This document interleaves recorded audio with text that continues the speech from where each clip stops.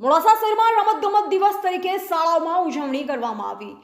આજ રોજ મોડાસા હાઈસ્કૂલમાં અલગ અલગ રમતો રમાડી બાળકોને પ્રોત્સાહિત કરાયા તેમજ ગવર્મેન્ટ ઇંગ્લિશ મીડિયમ સ્કૂલમાં બાળકોના સર્વાંગી વિકાસ થાય તથા સર્જનાત્મક શક્તિનું સર્જન થાય જેના ભાગરૂપે ક્રાફ્ટ ડેની ઉજવણી કરાઈ, જેમાં શાળાના શિક્ષકોના પ્રોત્સાહન તથા માર્ગદર્શન થકી બાળકો દ્વારા અવનવા ખૂબ જ સુંદર કાગળના ક્રાફ્ટ તૈયાર કરાયા। શાળાના આચાર્ય શ્રી અશ્વિનભાઈ સાહેબ તેમજ સીમાબેન અને અન્ય શિક્ષકો રસ લઈ ઝીણવટભર્યું નિરીક્ષણ કરી બાળકોની કલા શક્તિને પ્રોત્સાહિત કરી હતી।